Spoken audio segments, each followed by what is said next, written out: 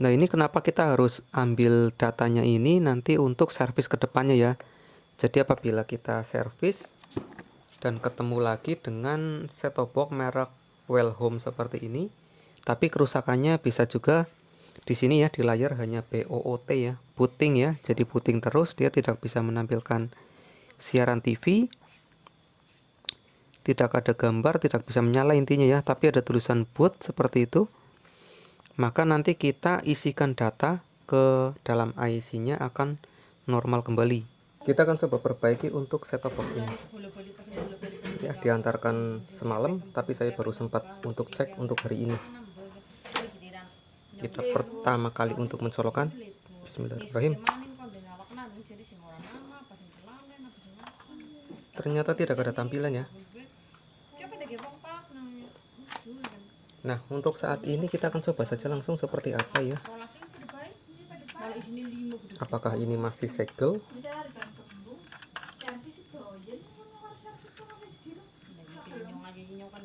Ternyata masih segel guys.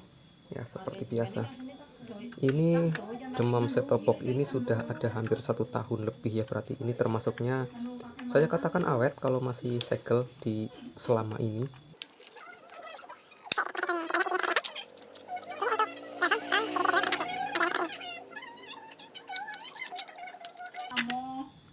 Oke, terbuka juga. Kalau biasanya itu power supply memang di sebelah sini ya.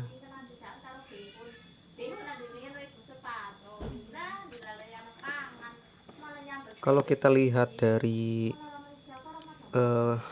apa sih namanya? Dari komponen-komponen ini tidak terlihat ada yang terbakar ya.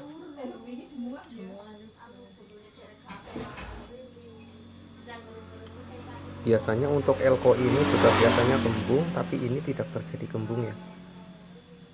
Ini kerusakan di bagian primer atau sekunder, nanti kita akan cek saja menggunakan tester untuk mengetahui tegangannya ada berapa.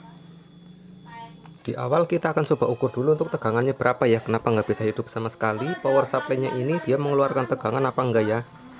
Karena dilihat ini elko-nya masih bagus, kita coba colokan. Bismillahirrahmanirrahim.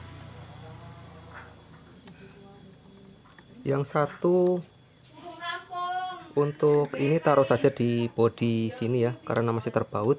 Ini bodinya semua ground. Nah, di sini ada dioda kecil ya di sana. Saya tempelkan di ujung dioda, ini keluar tegangan berapa ya? Wah, tegangannya 5 volt guys. Ya, tegangannya normal, keluar 5 volt. Ya, 5 volt. Berarti di bagian power supply ini kemungkinan normal ya, tapi kenapa tidak bisa menyala? Berarti kerusakannya ada di apakah chipsetnya mati, karena kemarin ya sebelum ini dibawa ke sini ada petir sangat kencang sekali ya, kemungkinan tersambar petir bisa jadi. Kita ukur untuk tegangan ke sini.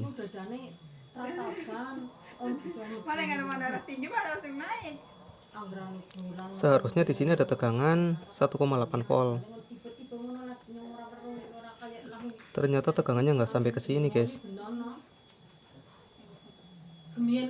Apakah di induktor ini?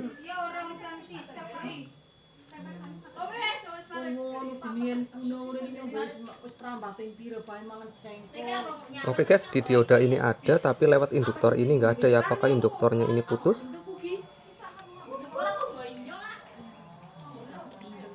Soalnya dari tegangan 5 volt ke sini lewat elko, terus lewat induktor.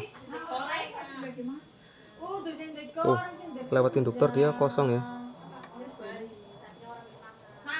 Nah, di sini di sebelahnya sebelum masuk induktor masih ada 5 volt, tapi begitu keluar induktor ya sudah nggak ada. Masih ada guys, 5 volt ya. Tadi memang kurang apa namanya ya, kurang connect mungkin ya.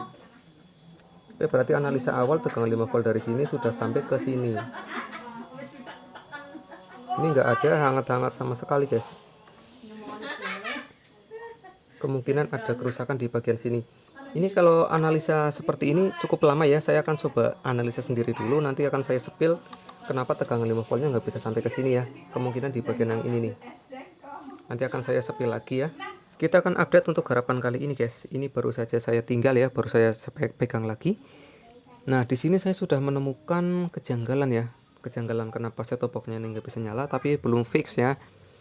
Nah ini pin kaki IC memori itu pin 1 dan pin 4 itu kan harusnya VCC dan ground ya. Nah tapi ini ternyata kongslet ya. Nah karena ini kongslet, di sampingnya juga kongslet untuk kaki AMS ini yang 1,8 volt. Saya kira IC ini rusak ya, tapi setelah saya copot juga lagi-lagi IC ini tidak rusak. Ya 1 dan 3 nya dia tidak kongslet, tapi saat di PCB 1 dan 3 nya ini kongslet ya. 1 dan 3 ini untuk kaki VCC dan GND ya. Jadi seharusnya kaki inputan ini tidak boleh kongslet. Jadi sama seperti IC memori yang sini, dia juga kongslet ya. Nah untuk di outputnya ini, output ini kan saya belum tahu tegangannya 1,2 yang mana, 3,3 voltnya yang mana. Tapi di sampingnya ini ada elko ya, saya coba ukur. Nah dia bunyi sedikit langsung mati, berarti saya rasa ini masih hidup ya. Nah yang sebelahnya juga ini ada kapasitor kecil. Saya ukur bolak-balik malah dia nggak mau nyala ya. Kemungkinan ini yang atas yang tegangannya 1,2 yang kecil sekali.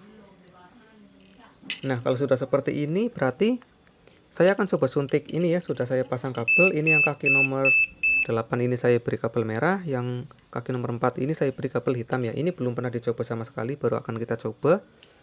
Apakah nanti ada yang panas-panas dari tegangan 3,3 volt ini panas atau kebakar, atau dari chipsetnya nanti yang panas ya. Kita belum tahu, kita coba suntikan dulu. Yang hitam ini dikasih, oh ya sebelum kita suntikan kita atur dulu tegangannya di 3,3 volt. Karena biasanya untuk IC memori itu tegangannya segitu ya. Oke, di situ 3,3 lah, tapi dia nggak mau diam, nggak apa-apa. Kita pasangkan di yang hitam. Yang merah kita pasang di yang merah. Apakah ada tanda-tanda? Kita lihat ampernya naik apa enggak ya. Nah, bisa dilihat arusnya langsung naik jadi 2 ampere ya. Mungkin kalau diperhatikan di sini ada yang keluar asap atau enggak? Enggak ada yang keluar asap. Apakah chipsetnya panas? Ternyata chipsetnya nggak panas. Kita break dulu guys. Sudah memasuki adzan zuhur ya. Nanti kita sambung lagi. Kita akan update lagi guys. Tadi kan sudah sempat dicolokkan ya, sebentar menyedot ampernya tinggi sekali. Nah sekarang kita coba lagi ya, sudah berduhur ya. Saya tetap suntikan di tegangan 3,3 volt. Nah ampernya 2,23 ampere. Saya biarkan dulu sesaat ya. Ternyata nggak ada keluar asap guys. Nggak ada keluar asap. Nah ketahuan guys, ininya sudah panas ya. Untuk chipsetnya dia panas.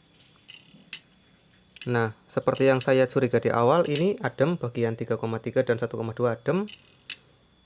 Semuanya adem guys. Jadi sudah jelas ya. Ini kerusakannya ada di bagian chipset. Chipsetnya dia kena. Ini solusinya mungkin akan saya kembalikan saja ke yang punya ya. Nah karena kenapa?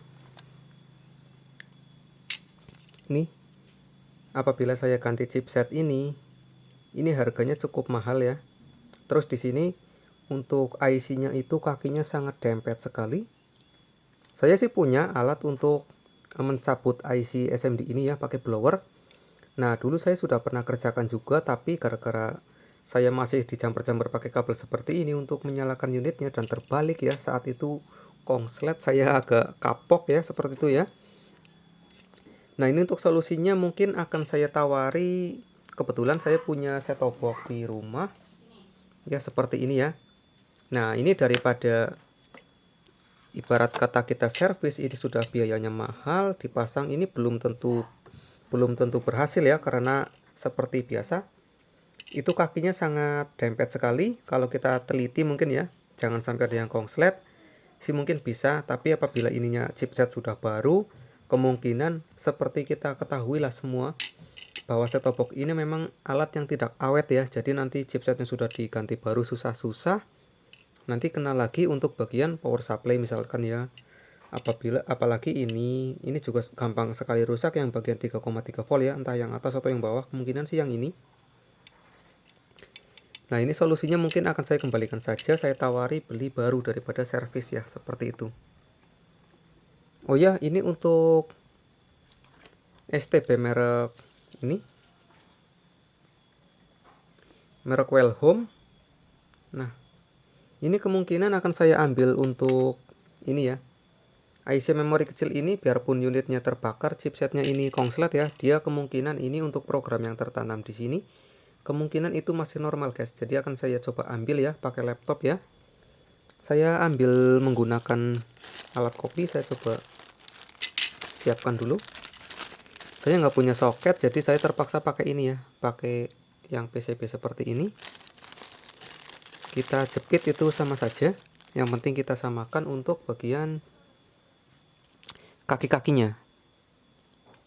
Nah, ini kenapa kita harus ambil datanya ini nanti untuk servis ke depannya ya. Jadi apabila kita servis dan ketemu lagi dengan set-top box merek Wellhome seperti ini, tapi kerusakannya bisa juga di sini ya, di layar hanya BOOT ya, booting ya. Jadi booting terus, dia tidak bisa menampilkan siaran TV, tidak ada gambar, tidak bisa menyala intinya ya, tapi ada tulisan boot seperti itu. Maka nanti kita isikan data ke dalam IC-nya akan normal kembali. Kalau IC-nya ini jarang rusak, yang rusak itu program yang tertanam di dalam ya. Jadi di dalam sini itu seperti flash disk, jadi dia menyimpan program semua yang dibutuhkan set-top box ini untuk menyala ya, untuk menyala, mengganti channel dan sebagainya itu disimpan di sini. Dan ini berguna pada saat listrik mati. Misalkan kita saat ini sedang menonton siaran RCTI ya. Nah, saat kita matikan, nanti saat kita nyalakan lagi dia menyimpan, dia tahu posisi terakhirnya di RCTI ya, untuk volume dan juga semuanya. Nah, ini karena IC-nya ini IC bukan EEPROM ya, IC BIOS, jadi saya taruh di atas ya yang 25 SPI BIOS. Itu menghadapnya keluar, menghadapnya ke sana. Jadi seperti ini ya. Oke, seperti ini. Kita akan coba lanjut ke laptop ya, apakah bisa diambil datanya apa enggak ya. Saya rasa IC-nya masih normal, yang rusak hanya chipsetnya saja.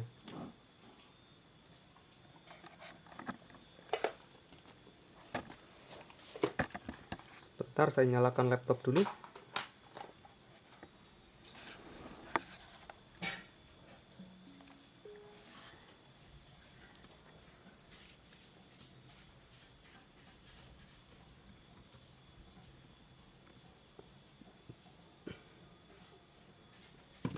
Saya akan coba hubungkan di kabel ini. Ini kan kabel USB. Pertama-tama saya buka dulu untuk aplikasinya. Saya punya aplikasinya.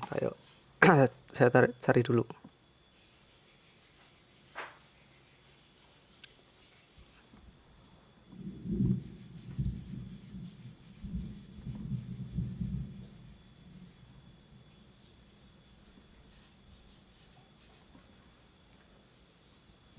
Nah, ini dia. Saya menggunakan Neo Programmer.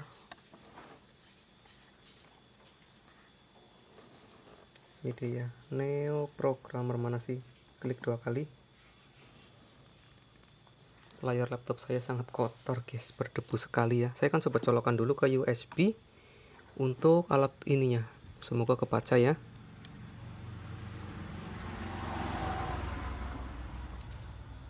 Kita akan coba klik di sini di tag, apakah IC-nya kebaca. Oke guys, IC-nya kebaca ya. Tuh, CB25VQ32.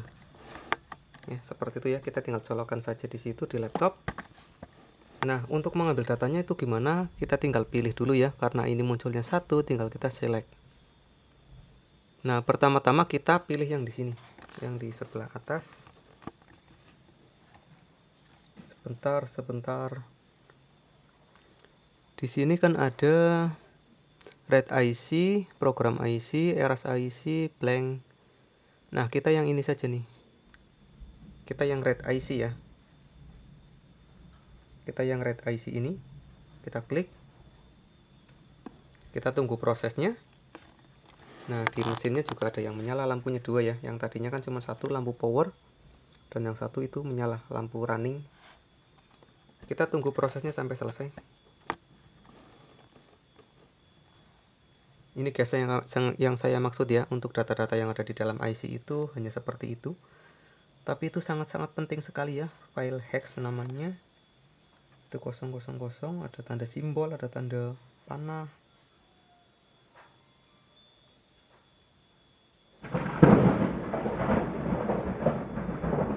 Oke, sukses ya, di sini terlihat sukses ya.